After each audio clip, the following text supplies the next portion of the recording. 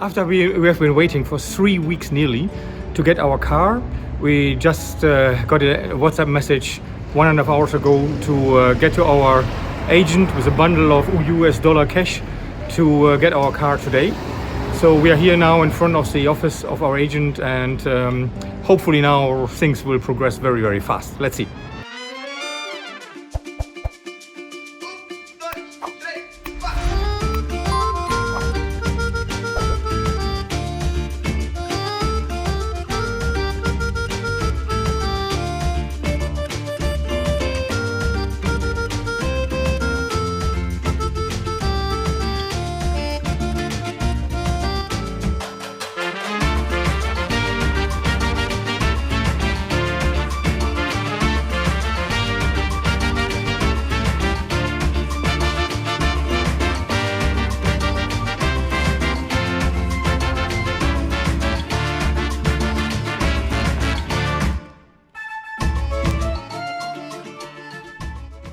So the car is out of the container, and we are now waiting for customs clearance and paying the harbor fees and all of this kind of stuff. But as you have seen, our car didn't start. The battery was empty because the guy who drove it into the container in Hamburg didn't turn the key. So the car was always drawing a little bit of electricity, and the battery was down. But very quickly with the forklift we were able to give us some energy into the battery, and now I have the car running to recharge it, and hopefully by the time we have paid our duties here and everything, we are fine to go.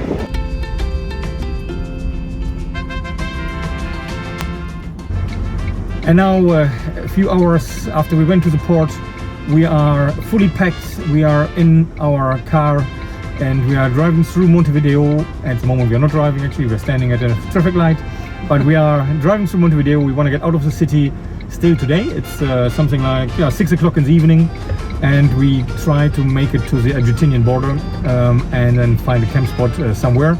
But it feels really, really nice to have our car. It was a great moment when the container was opened and our car was in there. Quite amazing after so many weeks of waiting and hoping that we can get our hand onto it. And now we are moving. The nearly 2,000 kilometers from Montevideo to Trelew are not only boring, but also tiring, due to lots of traffic and often very poor roads. As we visited the very south of Patagonia in 2020 already, we decided that we will enter the 40 again, a bit more north near Esquel.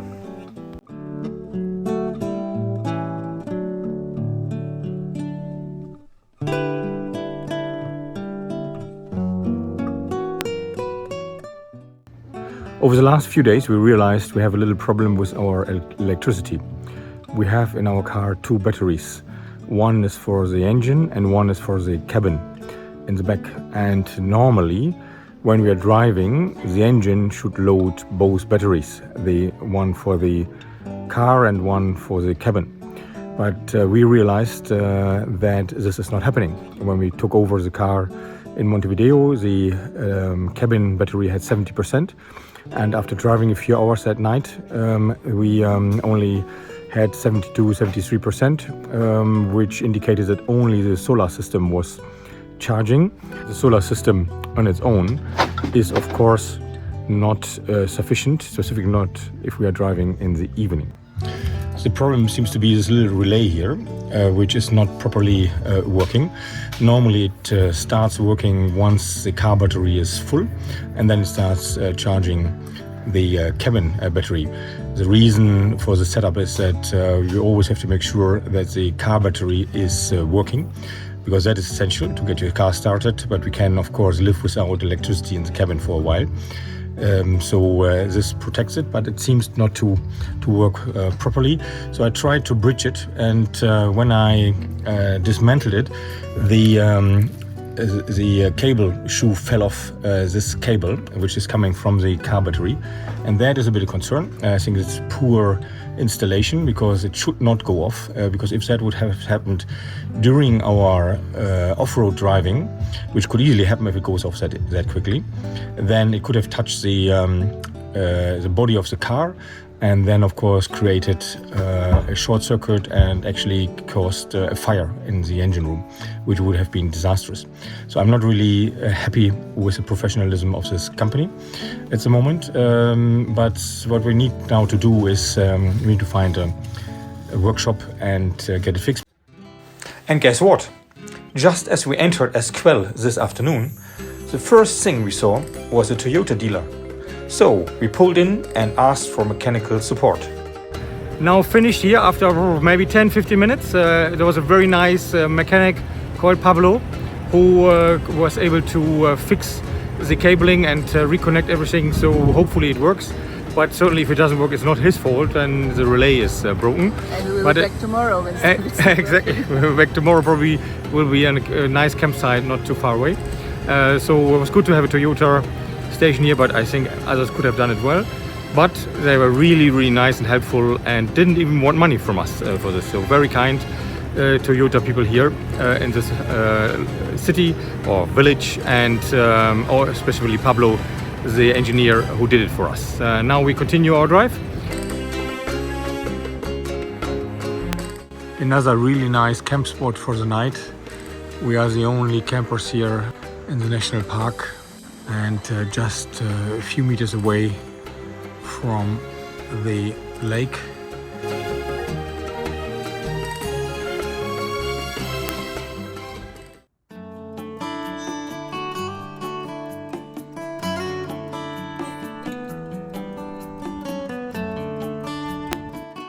After Esquel and after the Los Alegres National Reserve, we continued our journey to Bariloche, a very scenic lake district.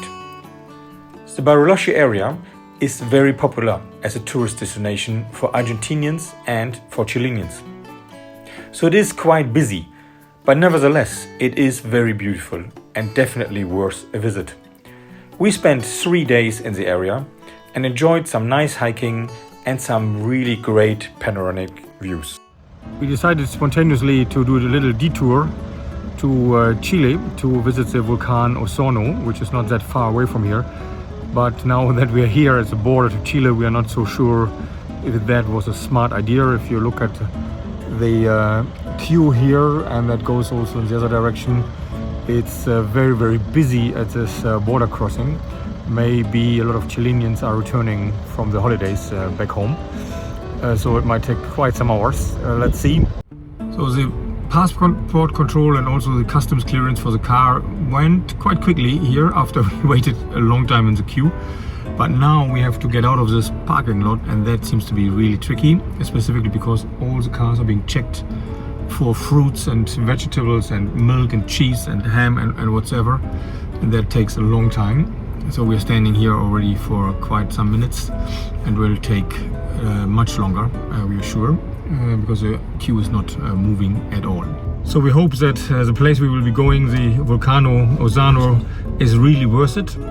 Otherwise we would have wasted a whole day here at the customs, more or less.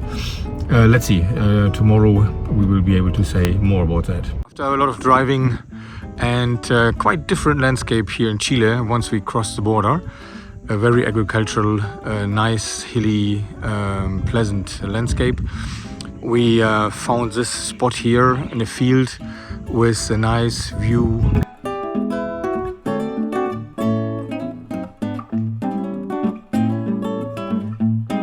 We are here in Puerto Fui after a couple of hours of driving through Chile.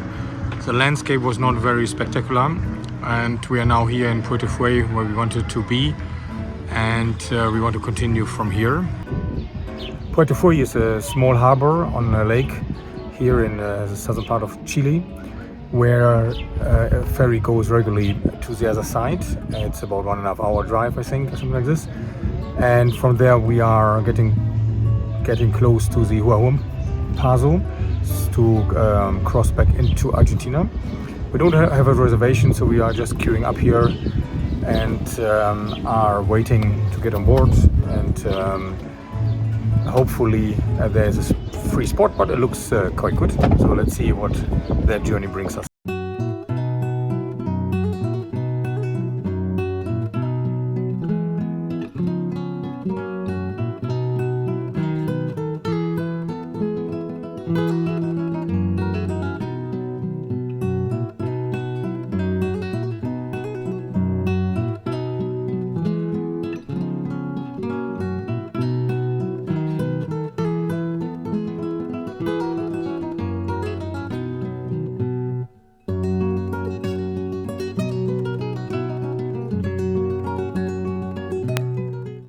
Here we are at a wonderful wild camping spot where we spent now the second night.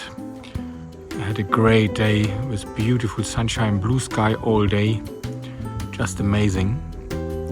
But now it's time to get moving again.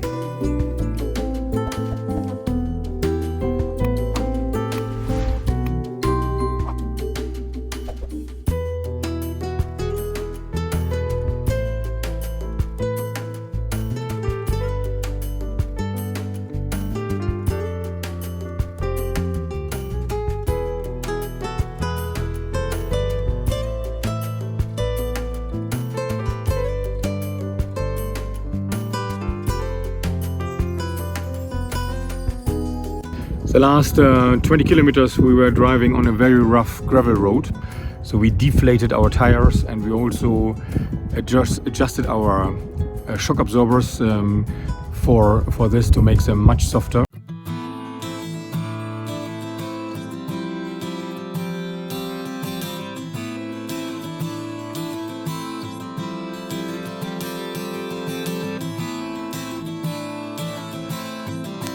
We are here in the national park of Lanin, and behind us is the Vulcan Lanin, a very impressive mountain rising from the flat surface. Really nice and a beautiful sunny day.